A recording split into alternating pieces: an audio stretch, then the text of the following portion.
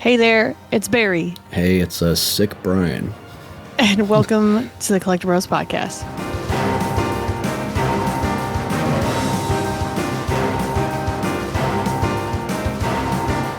Welcome back to the Collecti-Bros podcast. We are a podcast focused on the collecting aspect of video games, not just the gaming. If that sounds interesting, welcome. If you'd like to check out a video version of this, check it out on YouTube. And if you'd like to talk to us, check out the Discord. On this episode, we're going to talk about farming games. Why people like farming games. Which ones are good? Which ones have we played? What do we think? Before we get started on today's episode, playing and or pickups. Brian, what do you have? Let's start with what I've been picking up, because first I would invite you all to check out our November, I almost said haul. First I'd like to check you all, Brian is sick right now. He's trying his best. Is it obvious? It's pretty obvious. No, I've been brain dead as hell because one, I'm sick, and two, I've been working 13, 14-hour days for 6 days in a row, 2 weeks in a row. It's been great. It's been a lot of fun. So I've been playing a ton, but what I have been playing is Anthem. You guys remember Anthem? It's one that... Yeah, I saw you were playing that, and I was like, damn. Look, I already beat the story, and I remember when it first came out, it was one I was really excited for. I actually bought 2 copies of it because I was like, sure, this is going to be like the next big game. Like, here's your copy, bro. I feel bad. I'm sorry, Sherry. The thing is with this game, it was a BioWare game. Well, they developed it, but in all reality, EA had a gun to their head and said, make us a answer to Destiny, if you will, right? It's one of those games as a service games where the world's actually really interesting in Anthem. It's basically humans found these suits and they made them their own to fight like these giant mystical creatures and shit. It's an interesting world, but with no substance whatsoever. When it first came out, I remember I played it for about 10 hours and I realized, geez, there's literally only 3 mission types in the whole game. You hold the point you're at, you Iron Man fly off to the next zone where you kill everybody there, and then you fly off to the next zone where you basically fight a boss. That's the 3 mission types in the whole game. So they try to tell you this, quote, interesting, cohesive story through that lens where there's like no variety. There's no heart. There's no soul. Like, I literally had the most neutral. You've seen like the Homelander meme where he's in the movie theater with that neutral look on his face. That's me the whole fucking game, bro. It's so bad. Like, and I was playing it with friends too, and we were all just like, could not get into it whatsoever. Like, we had a squad of 4, and we're like, hey, this will be a lot better with more people. At least we can like entertain ourselves. Dude, this is the most like brain dead, soulless story where it's by the end of it, I'm like, I don't even care. Let's get to the end. Let's get our achievements. Let's get out of here. But then they commit the ultimate achievement sin, which is collectibles. And it's not just like, 100 collectibles. There's 9 different collectible types, and some of them have 208 each of each collectible across the whole map. So it's an absolute fucking nightmare as far as achievements go. It's really easy. Like, you beat the story, you get your suit arbitrary random number like Destiny does, where it wants you to get to a certain number, just by grinding the same shit over and over and over. The ultimate bore, I guess. I just don't get how people enjoy these kind of games, honestly. But you have to get your suit level to 500, then you have to get the collectibles, and that's it. So I'm just on the collectible part right now, and it's like pulling teeth. Like, I'd rather be sick another week instead of keep going for these shitty collectibles, man. It's not been a great experience. I'm pretty ready for it to be over, but the servers go down for it in January. I think it's a really good example of like, a game that could have been great. I mean, you have a great studio like BioWare behind it. The combat's actually not horrible, but the thing is, like, you just get such good gear so quickly. You just wipe everything in a couple shots, even on like the hardest. I'm playing on Grandmaster 1, which is like the second to highest difficulty. It's just no challenge whatsoever. It's just the most brain dead, mindless experience ever. And I've been working overtime and stuff and haven't played as much, but it's about the same as going to work on a level of fun. So there's that. I'm shocked it's lasted this long. Right? Yeah, I think what came out in 2019, if I'm not mistaken. So the fact that we got 6 years with no content support, that's the biggest thing too, right? For these type of games, you need to like put content out and support it. they didn't add a single thing to this game. It's literally the same game from launch. Like, they had a whole season. I mean, this is the most recent BioWare game that was launched. Yeah, dude. It's pretty rough. But like, imagine they're like, hey, we're going to make this thing. It sold great too, because everybody was, it looked great with the flying around with the Iron Man suit. Yeah. 2019. Oh, wow.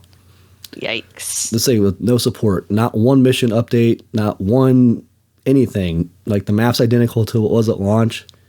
Like, you're playing the same game as you were at launch, and people were like, oh, it's better. No, the fuck it's not. It's the same game that actually runs and performs. That's the only difference. Horrible load times. Like, I don't have any redeeming qualities about this game other than, like, flying around like Iron Man's fun. But even that, like, your best mechanic in the game is flying around, right? They limit how long you can do it because, like, you overheat and shit. Like, why would you take the most fun part of the game away from you? They want you to get on the ground. I do have to correct myself. Apparently, Dragon Age Veilguard was so forgettable that I forgot they made that. Oh, yeah, technically Dragon Age, yeah. Yeah, that's true. Oops. I mean, I don't think you're the only person to forget that game. Yeah. So, Anthem, anything else? No, honestly, podcast games that we can't, maybe we'll get into this episode, but if it comes up this episode, we'll talk about it. I've been playing that because it's an appropriate game for this episode that I won't spoil for your next game. Is it worth it? Been having fun with that one, though. Are there any games that you're looking forward to playing? Yeah, honestly, man. Like what's next? That's the $1 million question, isn't it? I've got all these plans. Like, I was going to play Donkey Kong, but then I got sick at work, and then I figured out this podcast game is actually on the Nintendo eShop, so I've been playing that on my Switch instead of Donkey Kong. And Metroid Prime's coming up, man. It's literally days away. I am dying to play that. Our schedule as far as the podcast is pretty packed the next month, but I'm going to try to sneak in Metroid Prime 4, I think. Like, sorry, Donkey Kong, but this is one I've been waiting on longer. And then I got that Warhammer in the mail. I'm wanting to play that, but after you played that, I know you've got some thoughts on it, and it kind of changed my perspective, honestly. Like, I was really looking forward to playing it, but some of the things you were telling me, I was kind of like, I don't know if that sounds like what I want to play next, I mean, I guess it depends on, like, what you're looking for next. I'm sitting here playing it with randoms because that's just all I can do. But I've probably put 20-ish hours in it now. Oh, that's not bad. Space Marine 2. Nice. So I like the game. It's just I think it would be an enjoyable experience to play it with somebody. Oh, yeah. So it seemed... I was under the impression it was going to be a little bit more single player than it actually is. Same. So we'll see how long I last on it, but it probably won't be that long. I want to try and get... There's like, how many? There's 6 or 7 different classes that you can play as, and they each have their own different like abilities and weapon loadouts. And there are like a couple trophies or achievements tied to the classes where, like, the tactical class, it was like kill 25 enemies with every single primary weapon, and you get a little trophy. So I've been going through those just to, like, give myself a reason to try each class. Yeah. So I'm on my 3rd one, which is the Vanguard, and I'm actually having a lot of fun with that one because it's really mobile. So far what I've played in the multiplayer classes is that I just go from left to right because that's how they are on the screen. So the tactical is your basic, like, you get access to the most amount of weapons. You have the most variety of weapons. It's really just your standard shoot 'em melee, and your special ability is like a little... I want to say it's almost like a little grenade that you can throw down. It's like a little tracker where it makes a dome that highlights all of the enemies inside of the dome. And once they're highlighted, you can do, like, the team can do extra damage to them. That's so cool. It's a lot of, like, all around class where you hit shit, you shoot shit, and then you throw a little grenade down that marks enemies that, like, the other team can also focus down to, like, try and damage them more. It's a very versatile class.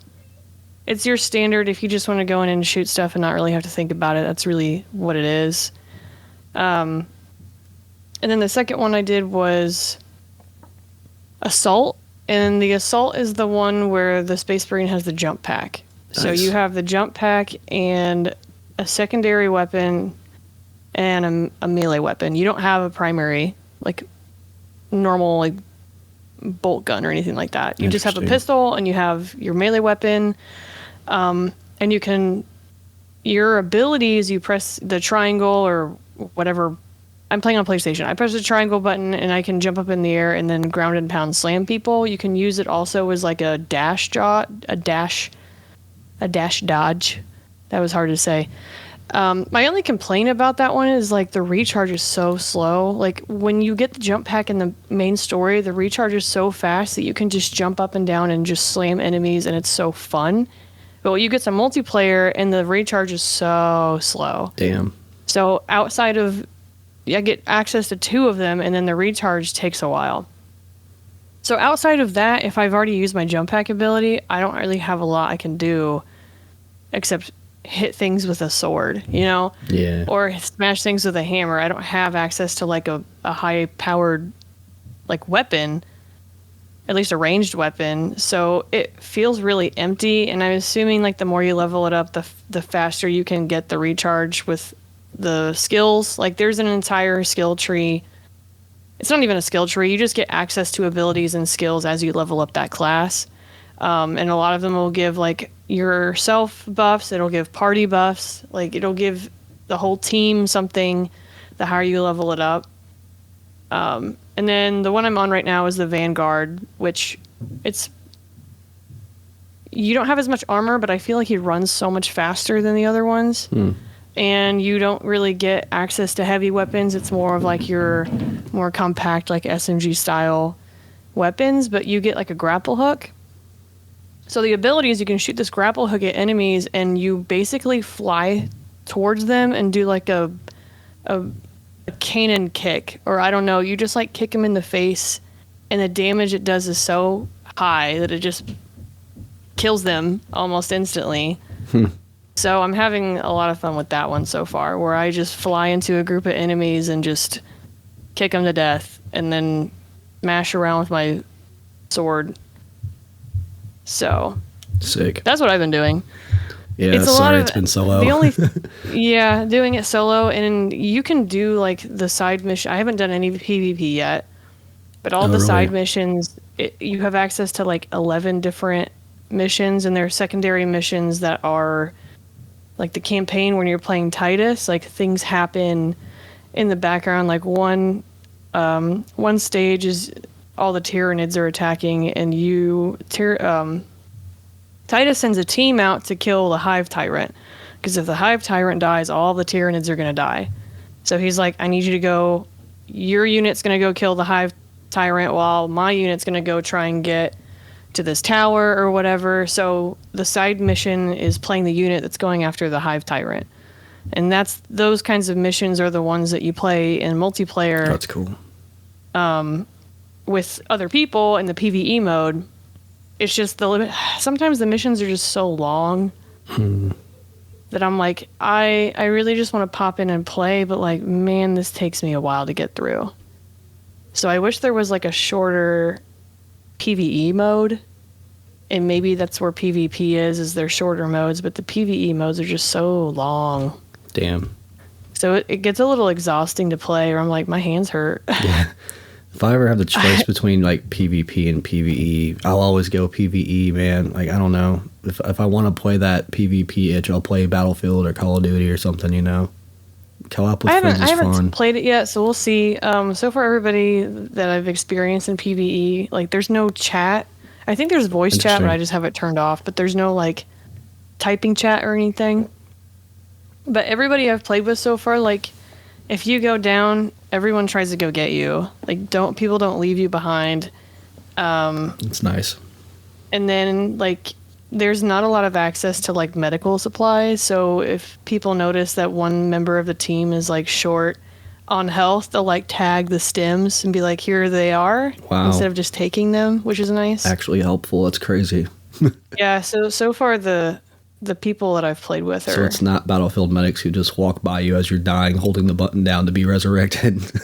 No, and it's interesting because there's actually a lot more puzzle mechanics in this game than I thought. So one of them, and it doesn't explain really to you what you have to do. So I've learned as I've gone through that some people haven't ever played the stage before and they don't like understand how the puzzle mechanics work.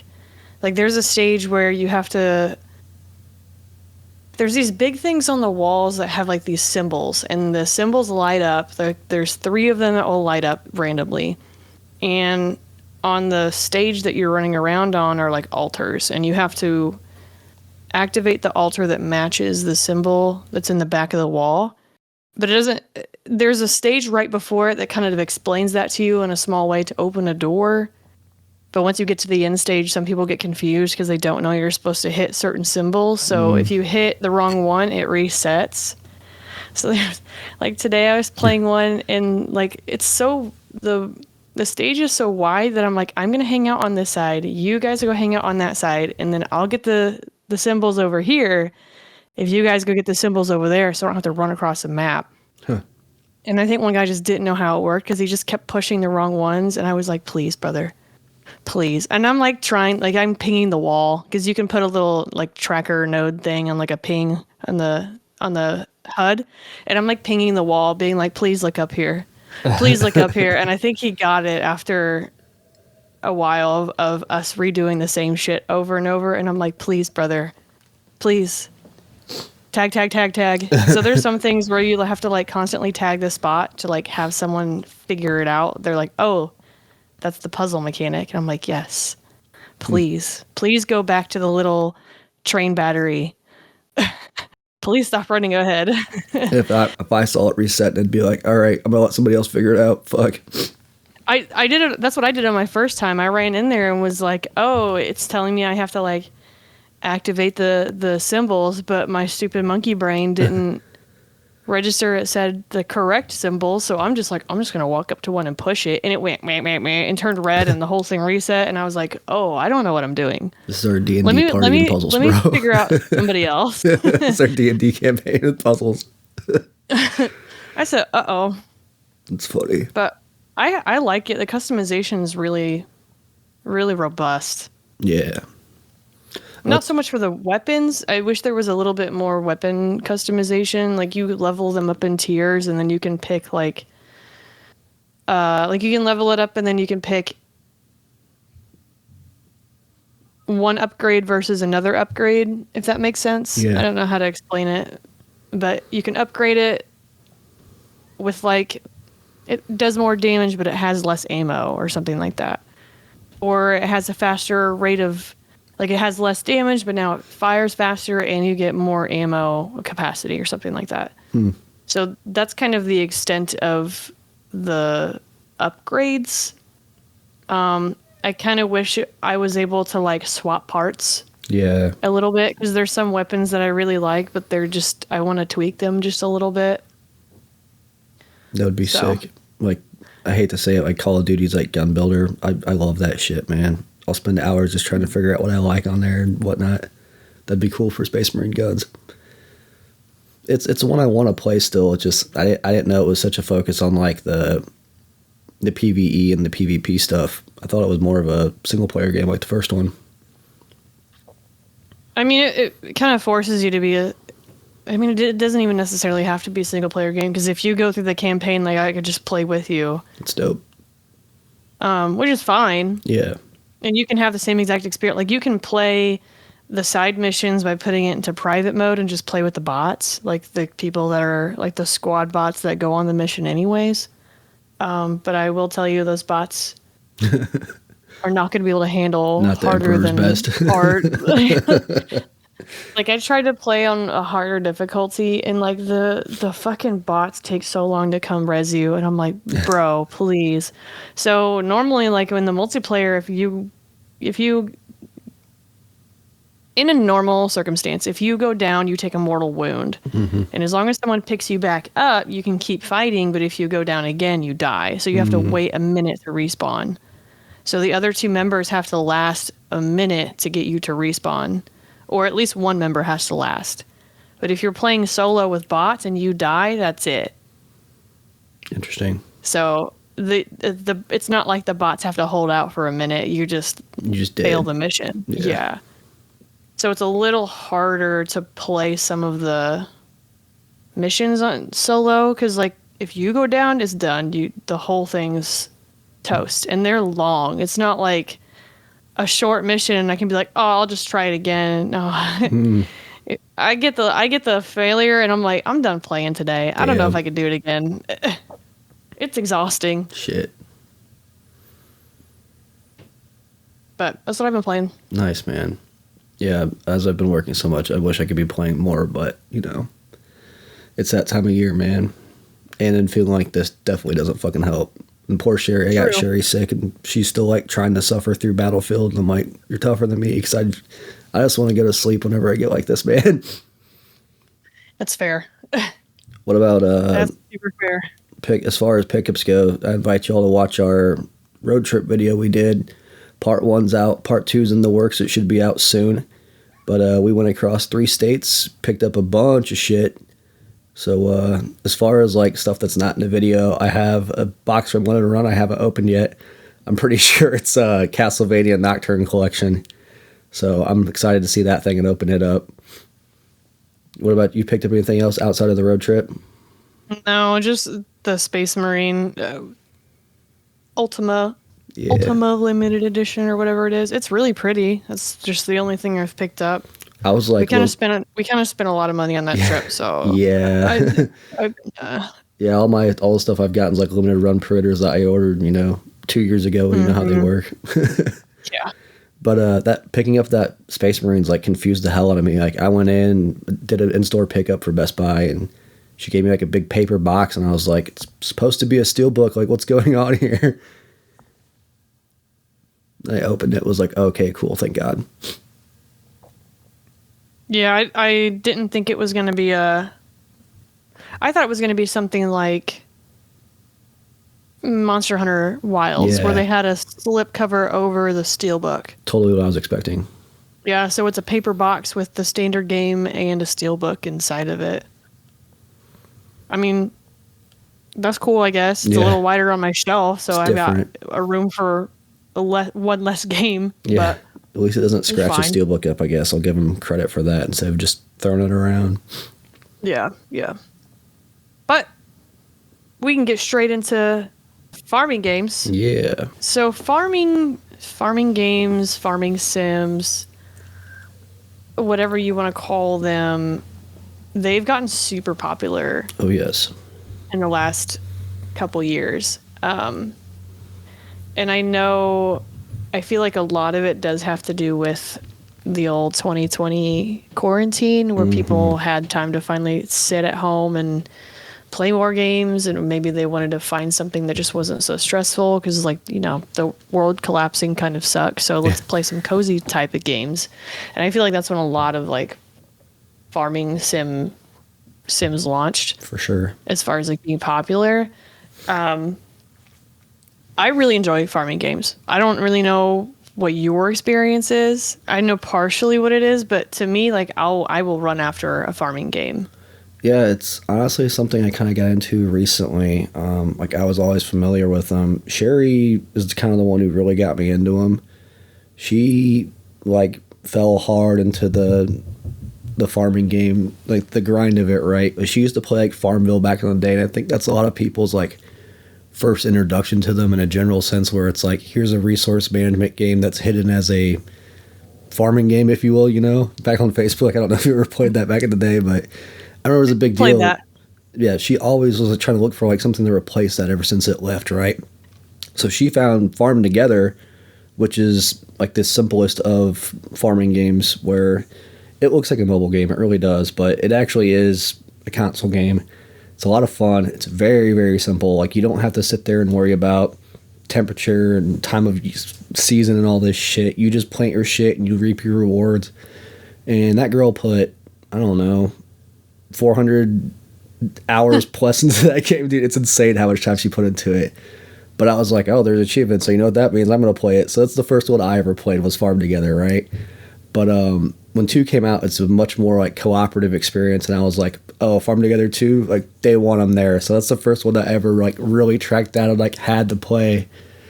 But I get the allure behind it, and then obviously, I've heard of, the bigger ones like Stardew Valley. I know everyone loves, and I've messed around with it because once Sherry found Farm Together, I was like, oh, let me try to buy a whole bunch of other farm games that she might like, and of course she hates every single one of them except for Farm Together. You know how that goes.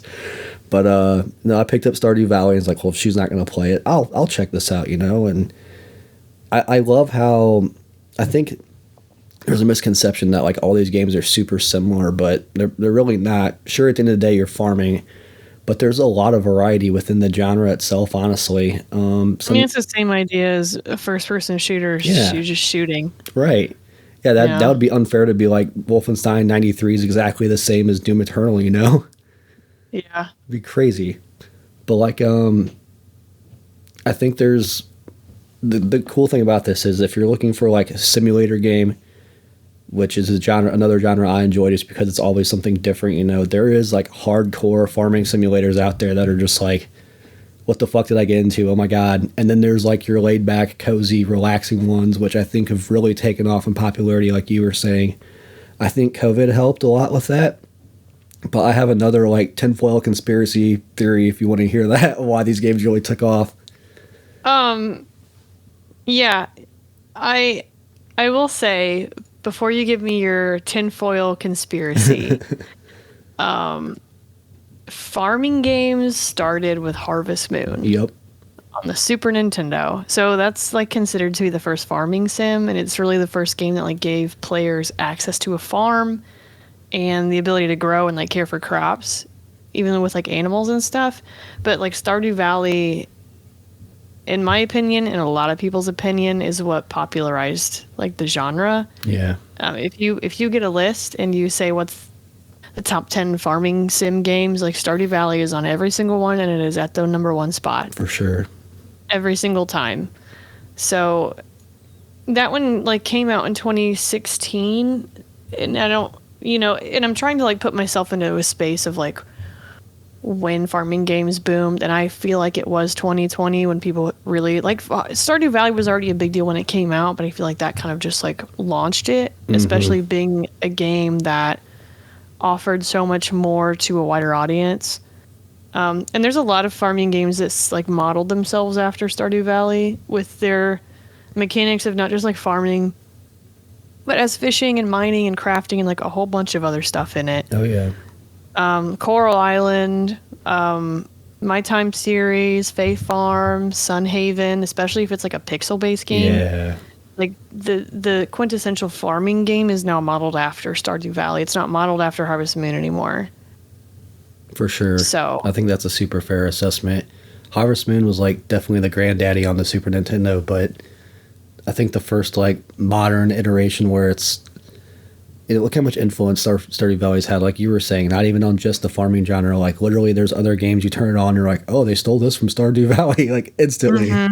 It's crazy how many it's like a farming sim, like it is required to come with a freaking caves to go mine in. Right. And fishing and like home decoration and home upgrades. Like you have to have all of that. Like Harvest Moon still had, it was the one that was like, you know what, we're going to let you marry a villager, so we can't really credit that to Stardew Valley. Stardew Valley like gave us way more options. It took it to the next level for sure. Yeah, like, it modernized the genre. I think that's the most appropriate way to put it. And that's the thing, like, people still play it constantly. It's still streamed. Outside of that, like if you want a hardcore farming sim, there's Farming Simulator. Yeah. Yep. If you want to be a dude on a farm with a John Deere, that's your game. And yeah, just for clarity, like my preference between the two, I actually messed around with Professional Farmer 2017. Man, it's just too much. I think one of the things that like I really enjoy about the farming genre is like you can kind of relax, go at your own pace. It is that whole idea of like, one end of the spectrum I'm playing, multiplayer shooters. It's chaotic. And then sometimes I just want to like relax, unwind. when it's like, oh, I got to pull my tomatoes when that's your number one priority versus, Mm-hmm. oh, I've got to get this squad past Delta with a tank. Like sometimes when you come home from, working 14-hour days and you're sick, you don't feel like fucking with loud noise, kaboom. You kind of just want to like chill, relax, work towards a goal, see a number go up or down. Like there's some kind of like weird inner brain that gets itched that's like, oh, look at me succeeding here. These numbers are going up. And I think that's why people really enjoy these games, honestly. I can say myself in that boat for sure. So what's your conspiracy theory? Oh, my conspiracy theory as far as why these games got popular the time they did. You slurred all of that. Dude, I'm so sorry. I'm trying so hard, I promise y'all. So obviously 2020 I think is a huge part of it, right? But if you look at like modern gaming with like all these battle passes and all these fucking, you've got to complete this to do this, like just the idea of like playing these games as a service, right? Farming games are like the antithesis of that. It's literally just like, let me go at my own pace, let me relax, brain neutral. It's almost like, what we're missing in the gaming space right now, where it's like everything wants you to play the same game every day for the reason to make this number go up or make this feel like a grind, right? Which farming games can be a grind. Like, don't get it twisted, but you get to go out there grind at your own pace. It's not like, oh shit, I have 4 weeks to do this battle pass. I have to play Fortnite tonight. Farming games are like the antithesis, bro. Like, even Farm Together, too, the way they approach this, like they'll have seasonal events where it's like, hey, you have this much time to get this done. But the game like wants you to work with other people and help other people, and it rewards you for helping other people. So like, why wouldn't you want to help people? It's such a good, wholesome thing. And like, I don't know, the world needs that. People need that. I think people subconsciously like having numbers go up. It's a weird thing that humans do. But I think the idea of like the modern gaming space of being so crowded with like making you do things on a time limit, the idea of like pumping the brakes and going slow at your own pace is like kind of the thing that people really enjoy about this. I might be way off base. It's just an observation. I mean, I agree. Like, I agree and I disagree at the same time because a lot of these farming games are on a time crunch. Like a day-night cycle. Like you have, like, it's not like, oh, I'm relaxing. Maybe it's different on Farm Together. I don't know. I haven't played Farm Together, but like Harvest Moon and Stardew Valley and Coral Island and Rune Factory, I believe also, like you have only X amount of time, like you have X amount of hours in the day and you have to fit whatever, like you have to choose what you're fitting in that day. Right. And if you wait too long, like you pass out and then you got to pay them money because they hauled your ass back to your house. So it's not like when I play Stardew Valley, it's not like, oh, la-di-da-da, I'm just going to go fish for however long I want to. I'm like, my ass has got to get up. Yep. I have to go instantly. Like first thing I have to do is I have to pick everything and then I have to water everything. Or pick everything and then plant everything if I have spots, and then I have to water everything. Then I have to collect all my stuff that I'm crafting, and then I have to refill everything that I'm crafting, and then I need to go. Like after that, I'm like, okay, am I going to mine today? Am I going to fish today? If I'm going to fish today, what location am I going to? Right. Oh, today is a special weather day, so I'm going to need to go to this location for this weather condition to get this fish that I'm missing. Like it's not relaxing. Oh, for sure. Believe me, that was my biggest adjustment of playing the next game for Isn't Worth It. It was like, wait, what the fuck? Hold on. It is a huge adjustment, bro. Management. Like you have to be on a schedule. You have to do things in a very specific way. And I think that's like what I like about it is I like to do things in a very specific way, in a very specific order, and then maximize the efficiency. Like everybody makes fun. And I didn't realize everybody else did this until I saw a clip of a streamer doing it. But there was a clip of someone who was playing Stardew Valley, and she went into her house, and the bed's right next to the door, which is where I put the bed. And the whole chat starts flaming her, and she was like, I'm putting the bed next to the door for maximum efficiency, less steps. Like, that's what I did when I played the game for the first time. I was like, motherfucker, I gotta go to... Like, sometimes, like, you were rushing back to your bed at the last hour of the day, and those couple steps might be the steps that you pass out. Like, you might pass out 3 steps from your bed. So you bet your ass I'm putting that closer to the door just in case. Right. So it was funny to like see that it's like a common community, like a hive mind thing, right? It's Where funny. we're not all saying this is the best way to do it, but playing throughout the game, we're like, this is the best efficient way. You're right. Because ultimately the game turns into an efficiency game. It's not like I don't have decorations in the rest of my house. The bed's next to the door. I leave the house. I'm doing shit, you know? It's funny getting inflamed for that. It's no different than like if you have like a Diablo type of game and you build like a character. flaming in jest, like, haha, I can't believe okay. you do it. And they're like, yeah, it's, you know. I was gonna say it's like it's no different than like making an overpowered build and being like this is the meta build. So like don't flame people for that shit. No, it's just you know how Twitch chat flame is, where Oh yeah. you're just like, I can't believe you're a Stardew Valley min maxer, and we're like, yeah, dude. I get it, Yeah, man. dude. Honestly, that's kind of piggybacking off of that. That's another thing I do like about these games, like the idea of that, like, here's your goal, you scratch it off, you're literally done with it, you move to the next. I like having like scratching off something off of the list for me is like so satisfying at work. I literally write everything down and it's like scratch. End of the day, it's just a scratched out piece of paper. That's like a satisfying itch for me, man. Like I like that about these games too, where it's like, plant X amount of these crops, you get them all down the most efficient way as possible so you can move on to the next. Like, it's nice for me, man. I dig that shit. Is there any, I mean, other than Farm Together too, have you played any other ones other than that? Like Harvest Moon or something? The problem is not a ton of time into them. The only, like, Farm Together for me is just a preference thing. Like, it's literally the most simplistic ones why I enjoy it the most. And it doesn't have like the crazy timers. It's literally the most, like, the cozy game gets thrown around so often, but it's literally the coziest of cozy games, bro. Like, there's no hustle and bustle. And there's people that play it, like, even just, they want to decorate. They don't necessarily want to, like, have a farm. They just want to have a nice little village to walk around. But I've played a couple other ones. Obviously the Harvest Moon series. I've briefly played some of the one that's on Wii. It's a Wonderful Life, I think is what it's called. The Harvest Moon? Yeah, hang on. I can just pull up my Game Eye app here. Sponsorship. Tree of Tranquility. Just kidding. Tree of Tranquility. I briefly played that because it's like when I got my Wii, it's one of the only games I had at the time. And yeah, Harvest Moon, like, I dig. I like how they put a lot of story into it, so there's like a reason to keep going forward into the days and getting further. I like the festivals and stuff on Harvest Moon. I'm trying not to talk about our next Isn't Worth It game, but there's things I like Harvest about Moon. Yeah, spoiler. Sorry, y'all. I don't want to steal your thunder. But yeah, there's things I really like about the series that, the festivals and like the little quick events and things like that. I love how cinematic it is. Like the fact that there's a story that plays within the village and like you kind of make it your own by either succeeding or failing these things. So that I really enjoy. Something I like about the genre, the farming games, is like it can get really.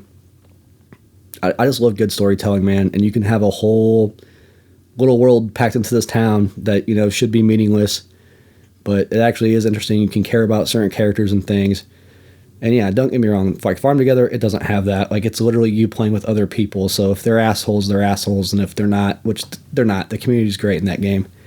But then also I've played the other side, like it's touched on it. The professional farming simulator, it's just not for me, dude. Like it's so hardcore, and it's like you feel like you need to be in a chat on Farmers Only and be like, what do I do next just to succeed and make any progress in this thing, man? Like it's very difficult. It's the antithesis. It's like it's if people think these farming games are cozy games, I challenge you to go play a professional farmer. Like it's no joke, dude. I ain't cut out for it. Even being from the Midwest, I guess it's not in my genes, bro. And then, yeah, I've like messed around with Stardew Valley. It's one I want to definitely put more time in, and I just kind of played it out of spite because, like, I bought it for Sherry, and she instantly was like, I don't like it after, like, 10 minutes. I was like, what the fuck? What do you mean you don't like it? Like, everyone loves this game, and she just can't get into, like, the pixel art.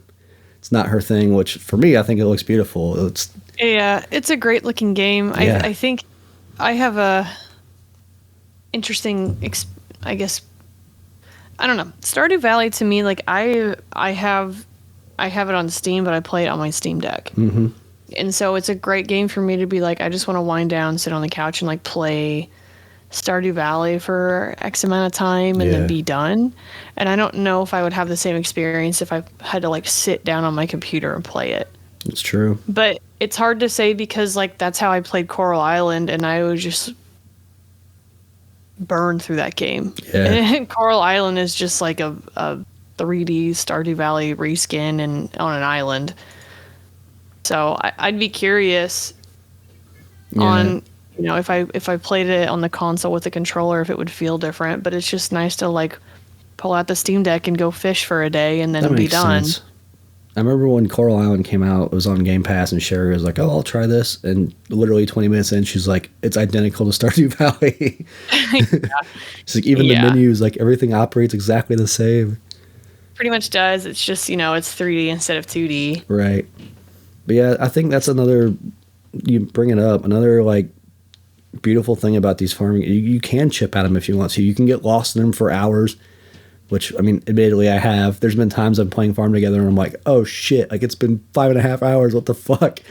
But then there's times where, you know, if I've got 20 minutes, I want to go throw down some potatoes because they take a while to grow or whatever, I can do that. Like having that ability where it's like you don't have to sit there and plug a million hours into it if you don't want to, or you can chip at it or save anywhere. It's like the perfect game for it. Like, hey, maybe I can throw down a row or two of crops and then jump off. In today's gamescape, there's just, you know, there's not a ton of shit like that. You can't just jump into a Call of Duty match and be like, oh, it'll only be 4 minutes. Like, no, dude, you in that bitch. So it's a nice little escape. As far as like ones I've played, like Harvest Moon, obviously, Stardew Valley, obviously. I talked about Coral Island. I think, and that's why sometimes maybe I think I'm hesitant to buy Farm Together. Because I don't know if I'll enjoy it in the same way, because I need that like goal and I have to do it in a certain amount of time pressure, if that makes sense. Like for me, I want to like have that maximum efficiency. I need to do things this way to like get that done. And if Farm Together doesn't offer me that, it probably will feel very boring of just like watching your tractor go across the field. Like, to me, that is so boring. Yeah, I mean, there's still, like, quests and stuff you have to do, but it's not as much as you have a day to do it. It's like, if you're stuck in the middle of winter and you're waiting for a season change, you just wait for the season to change, you know? There's no... Like, there's still goals you have to do, and there's some long ones that take, like, oh, shit, I'm not going to be able to get 10,000 tomatoes planted this season, so I'll have to wait to pull them in the winter, plant them down in the summer. So, like, it's a different kind of... I see. I get why people sometimes like the timer because that kind of adds challenge, right? Like for me personally, one of my biggest like gaming pet peeves is just like seeing I'm on a timer. Like it just puts so much stress and anxiety in me. It's like the opposite of a cozy game.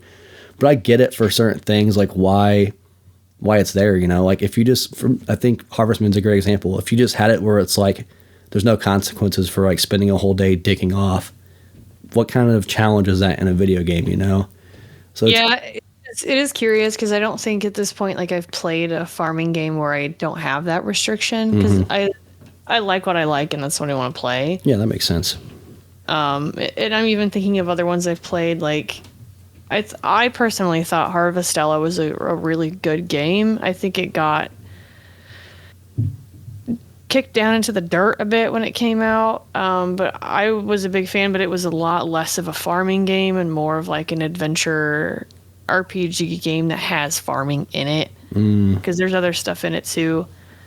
Palia was one that I got recently that I was going to try. It's dinosaur one. I feel like I'm a little bit more, I don't know, I think I like the survival crafting resource management style.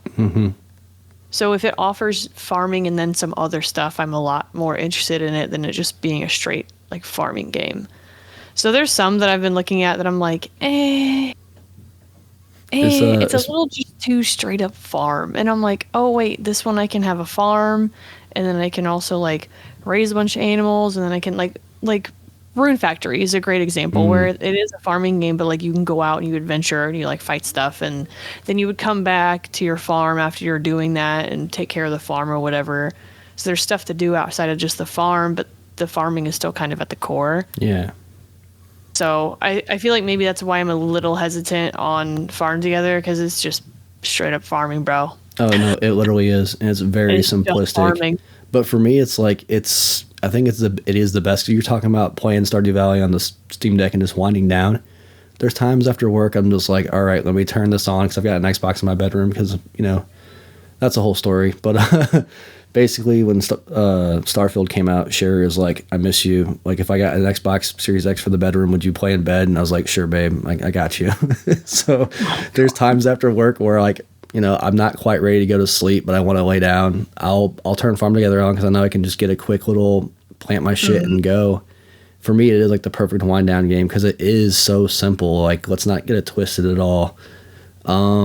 There's not like a story. There's not a major goal to go to. It literally pops up with quests on the side of the screen, and you get those done. You get experience. You unlock experience and unlock new equipment, new plants, and that's what you do. I mean, it really is that Facebook style farm game where you check in and you have to plan everything, but it's on a timer, and if you don't want to spend the money to like speed it up with the little tokens in the mobile type game, then you just close the app and open it back up like which is funny because like there's no microtransactions in Farm Together. That's what's funny about it.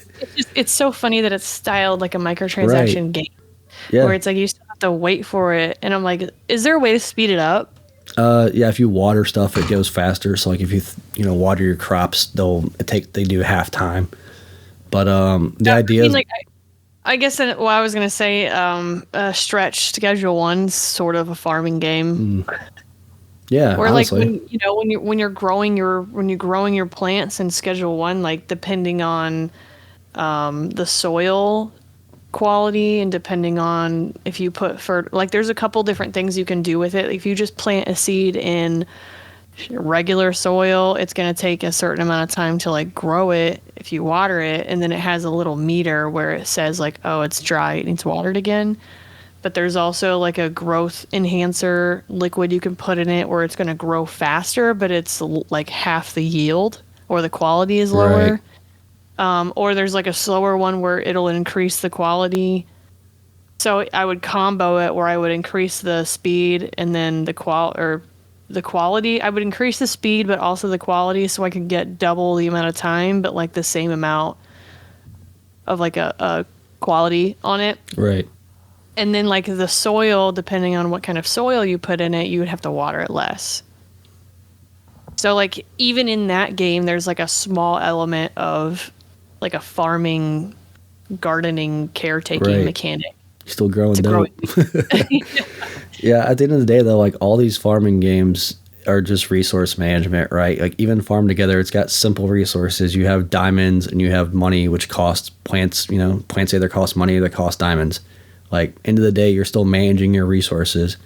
Or you could just be like Sherry and her mom and just jump back and forth to each other's farms and manipulate the system till you're billionaires and you just run the whole goddamn game. But that's I was really debating on buying it recently, but I'm just kind of stingy and I'm waiting on a sale, and it still hasn't gone on sale. Yeah, it doesn't go on sale. Even the first one, I don't think it went on sale like one time on console.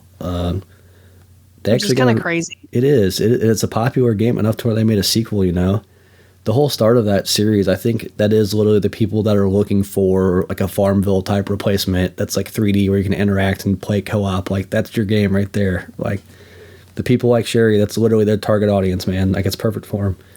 And then like even Sherry's mom, the way she played, it's completely different. She's very into like the decorating her farm and making you like she got a train that runs all the way through it where you can like ride the train and shit. It's crazy. Cool. Like I do like just jumping on because like the way the game works, you launch the game, you can go to your farm, or you can pull up a list of like all the active farms and just you basically get like a farm level that's can go up to like 220, I think is the cap at this point. Maybe it's higher now, I don't know. They update it constantly, which is great. But I just look for high level farms and click them just to like see them and walk around, and I'm like, oh god, mine ain't shit, brother, compared to this stuff. It's crazy. But that's a cool element to a game like that where there is a decorative aspect and there is like a farm sharing aspect, but you're also able to like go to other people's farms and like see what they did to it. Oh yeah.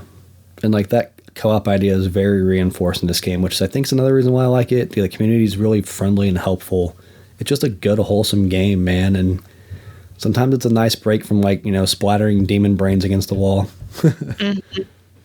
And it's like, that's kind of why I've been thinking about it recently, because I've just been playing, I played Digimon, and then I played, good God, I played, I can't remember what I played before Digimon at this point. I played Digimon, and I played Space Marine, and then I played Space Marine, and then, it was Bolt Gun. I just played a lot of, high impact kinds of games, and, the next game I kind of want to play is Ghost of Yotei, but I'm also like, do I want to?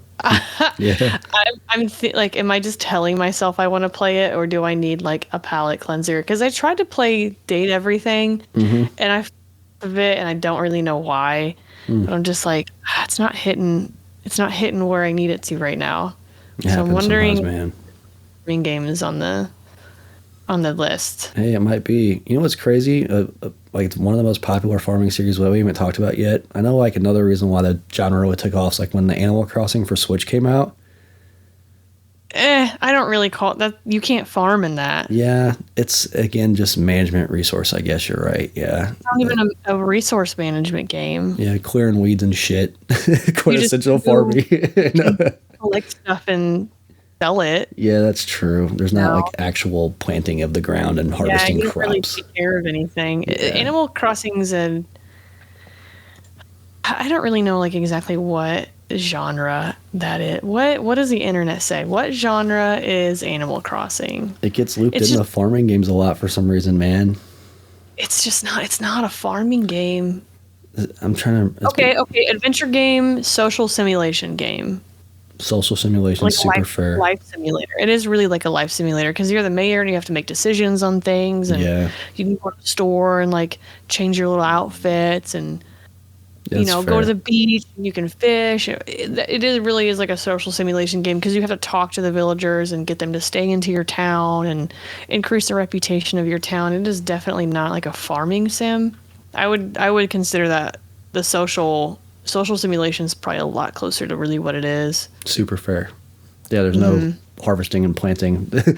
I feel even if Animal Crossing put farming in there, I feel like it would fit. If you could have a little garden, not a whole farm, but you have your little house and you could have a garden, or a community garden. I don't know if they added that to the new one. I never played the new one. It's been too long. I haven't played it in years, but I know it got a lot of play. Sherry and I ended up sharing it because she was I'm tired of waiting. I want to play it. And she has her own Switch and everything, but she would play it together. But yeah, she put some time into that, a couple 100 hours. So we didn't talk about one of the most controversial ones. Ooh. Pal World. Oh, yeah.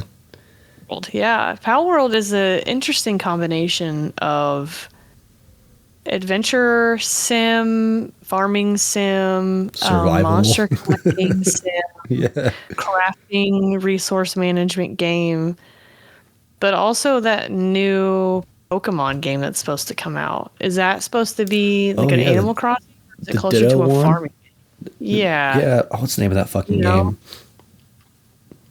Let me look. I mean, am I going to buy it? No. Pokemon Pokepia? Together? Maybe. I'll probably end up picking it up, man, because Ditto is one of my favorite Pokemon, and it looks different enough where it's not your typical Pokemon game, but yeah, I wonder if there's going to be farming in that. I thought I saw something where it was a little bit of farming, but I also haven't looked too much into it. Yeah, I see crops in the screenshot. Let's go. Yeah, let's go. All right, I'm probably there. I don't know. Pal World was such an interesting combination of a lot of this stuff. Oh yeah. But at the end of the day, it really wasn't a farming game. It ended up being it almost was like an animal husbandry game. Yeah. You're not really, you're building a base and then you have a bunch of animals that you have to take care of in there to like in order to do stuff. It's Animal Farm, bro. I think, it doesn't necessarily have to be plants and crops. Like, you literally can just make little pens for them and have them reproduce and have them create their milk, and it's just Animal Farm. That is a good point. Like, there are farms that aren't like crop based. Right. That is a very good point. Yeah, I dude. think Oh yeah, for sure. I don't know. Maybe they're not called farms. I'm not an expert. We should be embarrassed of ourselves, bro. Look where you live. We don't know shit about farms. But my Power World setup, I have one that's literally just like a milk factory because I have multiple bases. I have like my fort where I make all my guns and ammo, and then I have one where it's literally just like a breeding facility where I have to make desserts and cheesecakes and fucking chocolate cakes for the fucking animals that need that to reproduce. So, it's my second base is definitely a farm. I had one of my bases I made specifically on the top of a very, very, very tall but small like island mountain where it was like a really tall mountain and you could only get to it by flying. Yeah. So like monsters couldn't spawn there and raid it. And that was my breeding farm where they would have little eggs because I was sick and tired of shit raiding my farm. Dude. Or raiding my base. So I was like, I'm putting it on the top of this skinny little mountain. I actually really liked that game quite a bit. I think it did. I'm a big fan of that game. I really liked it. Yeah. I'm hoping it's one day we get a physical or something for, but who knows with everything going on with it, man. But yeah, I don't know about. I would love a physical. It's still technically in early access. Yeah, it's true. But yeah, I really enjoyed it. I think it was like a perfect combination of blending a whole bunch of shit and that actually worked. It wasn't like, let's just throw shit at a wall and see what sticks. I think that game's got a lot of like replayability. You can turn it into a monster hunting game. You can turn it into a, ammunition hauling, stocking, shooting game. Like, there's a lot of variety with that game, which, hey, there's a lot of these farming games. Is what people like about them. You can go a million different ways. People play them for a million different reasons. So yeah. I think it fits the mold for sure. I think that's a really good one to bring up, man. Yeah, Power World's I'm a Power World defender. Same, brother. I don't know about the whole AI thing. I'm not. Was that confirmed as real? For Power World, I don't remember. Let's do a quick they little. They used AI to make monsters. Damn, dude. It's false according to Google. Okay, that's what I thought, because that was why everybody was saying like, oh, they just put Pikachu in an AI generator and it spit something out or whatever. Yeah, so I was like, I don't think that was real. The CEO came out and said, here's a huge pile of sketches where they've all drawn for everything you've ever used using AI. It's pretty cool. Huh. Cool. I don't know. I feel like there was a lot of shit with that game where they were just trying to get it slandered no matter what, just to kind of fit a certain group of fandom's narrative, Yeah. It's interesting that they want to try and slander it for AI use, but everybody fucking uses AI in their games now. Yeah, which definitely I'm not justifying, but like if you're literally not using it, don't, spend your time and resources on people who fucking are, like Call of Duty. Right. It's ridiculous. Since you have more familiarity with like farming games than I do you have like a series that like, if you had to pick one, do you have like a favorite? It's interesting because like I want to say not really a series. I think that there's a lot of series that has a couple good ones. Mm-hmm. Like Rune Factory 4 was really good, and then they bungled it with Rune Factory 5. Mm. And a couple of the Story of the Seasons games aren't good, but I've heard the newest one's really good. So it just kind of depends. I do really like the My Time games, like My Time and like My Time at Sandrock. It is kind of broke. So it's not like, if you want a really, really polished, well-made game that's not gonna like be a little bit jank, like that's not the one for you. Mm.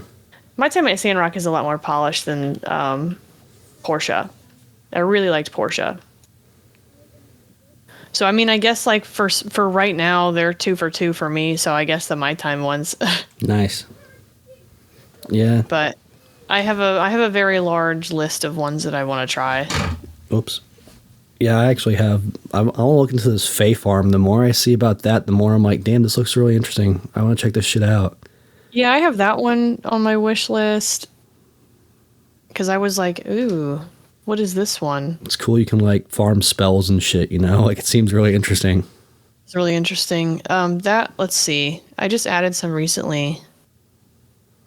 I have I think less of farming and more of like survival type games. Like I have one on here called Solar Punk. Interesting. Never heard of it. It's not necessarily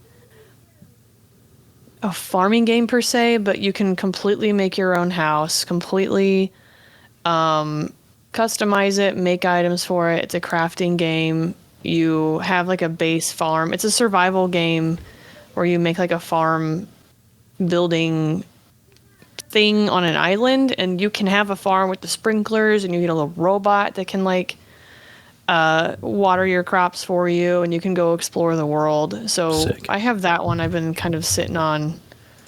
You get on a little blimp and you can fly to other islands to like collect resources and stuff and get blueprints to like make new things. So I think like I'm a little bit more interested in survival craft games. And a lot of them have farming with it. So sure. Not necessarily like strictly a farming game. I'm looking at that one. Let's see. Paleo Pines was one I actually bought recently. Where's that one at? That's the dinosaur one. Yeah, that's the dinosaur one. I want to check that one out too. I just love dinosaurs, man. Yeah, I mean, it's got like a positive review, and you can ride little dinosaurs. It looks cute. Yeah, it looks adorable. You can like, plant stuff for your and customize. So that one looks like really fun. It says it's supposed to be a little cozy game, so I'm wondering if that one's going to be on a time, like that one's not on a time limit. Yeah. Kind of like some of the other ones. Yeah, some of these are like disguised as like, that term just gets thrown around way too loosely, man. Like just because you out harvesting, like farmer's life is hard. Like let's not get it twisted, man. You wake up early, you stayed all day in the outside. Like it ain't easy being a farmer, man. That term gets thrown around so loosely. I know, yeah. Fae Farm's on there. Obviously, I want to try the new Rune Factory, Guardians of Azuma. I'm kind of sitting here being like, do I want to buy it digitally or do I want to buy the Switch 2 physical one and borrow my Switch 2 that I'm never going to use? But I'm never going to buy a Switch. Like at this point, I don't need to buy a Switch 2. This is our Switch 2, homie. This is our Switch 2. Wanderstop is also one that I've heard really good things about. I've heard the narrative's actually really good. And it's like a narrative-based cozy game about like an adventurer who doesn't want to fight anymore and they just want to have a tea shop. So it's like making tea, like crafting tea and like growing tea and stuff. That sounds cool. So I've heard really good things about that one.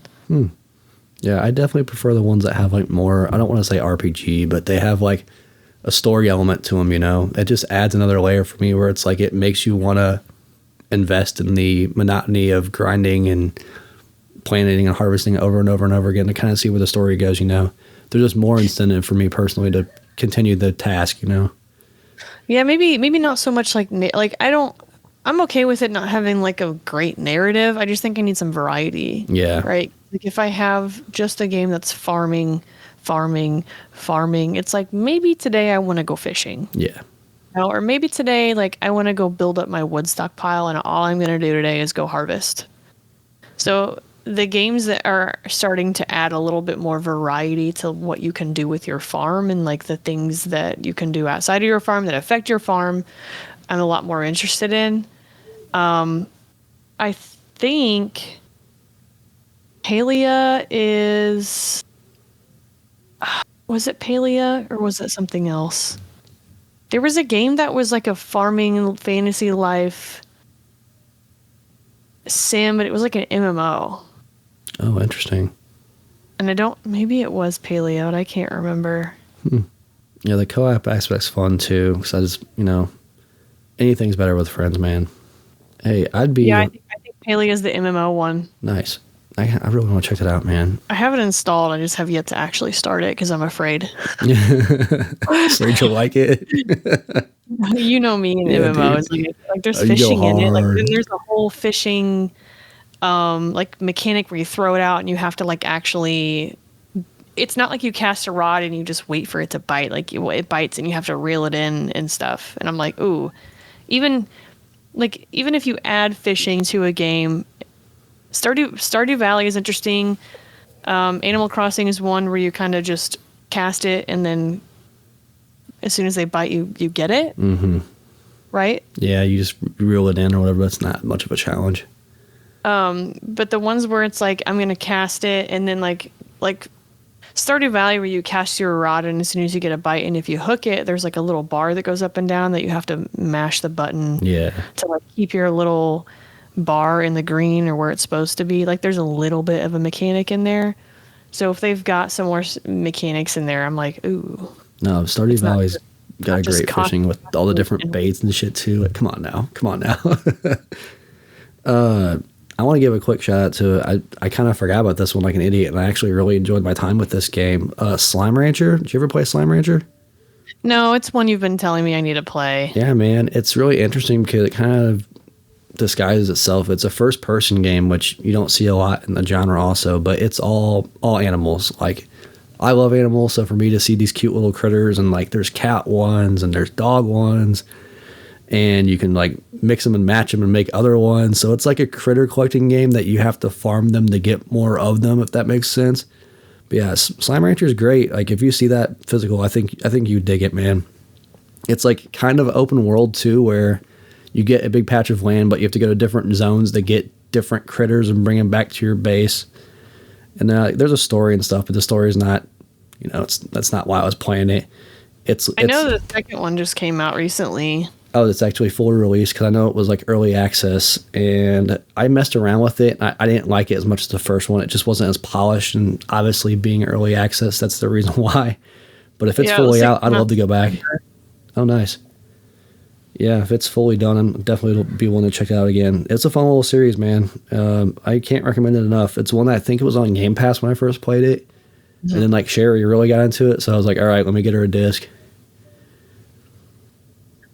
That's one that I think, yeah, I think I've seen it a couple times, and I'm also just like, I don't know about this one, but maybe I should just bite the bullet. And I think you would dig it. It's there's not like that hardcore timer or whatever, but it's not easy by any stretch of the means. Like they will put up they don't want to be caught, they're like they'll try to fight you and they'll move around. Like there's some first person shooter elements of it also, so it's an interesting little mix. There's some platforming, like getting up to certain locations and stuff.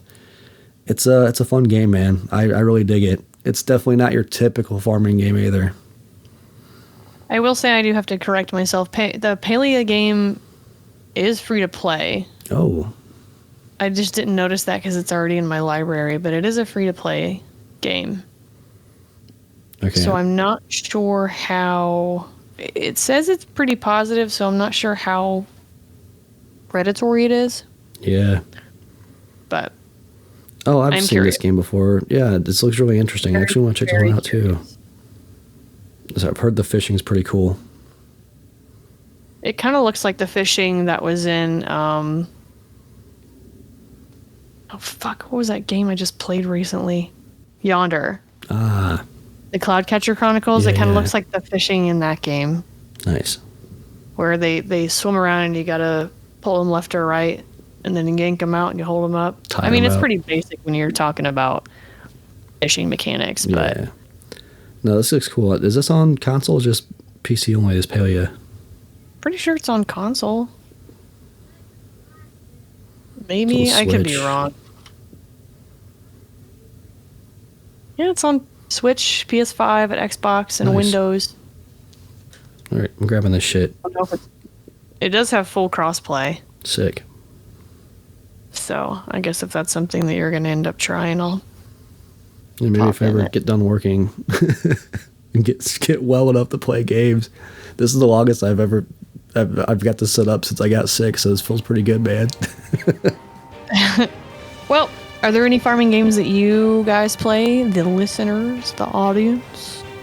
Tell us in the Discord. Tell us in the comments. Let us know. What's your favorite farming game? What's something you want to see in a farming game? Yes. I think I want to see more, I don't want to say animal breeding, but I think of like snakes, right? Yeah. Like what people go through to get like snake morphs. Dude, yeah, like the crossbreeding and shit. That shit's awesome. Yeah, that would be a whole crazy thing for a video game. Reptile breeder simulator. Give it to me. I would buy it. I swear to God, I would. That's it for this episode on farming games. Next episode, we already talked about it a little bit, but we're going to do Is It Worth It? It's okay. Is It Worth It? Harvest Moon 64. Yes. One of the only 64 games I own. I was getting ready to say one of the only the only time we're gonna get 64 games. I don't have a ton of experience with this series, so I didn't know what to expect going in. But yeah, man, this one's interesting. Yep, the first 3D departure. It's also funny you bring that up because the 3D aspect of it. You know what? I'll save it for the episode. Never mind. Fuck that. What am I talking about?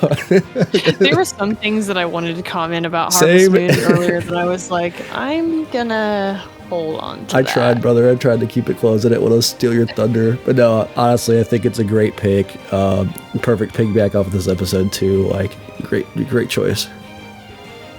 So, yep. Harvest Moon.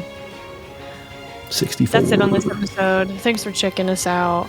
If you're interested in talking with us, hit us up on the Discord. Until next time, stay pressed. Keep collecting. Keep collecting. Bros out. Bye.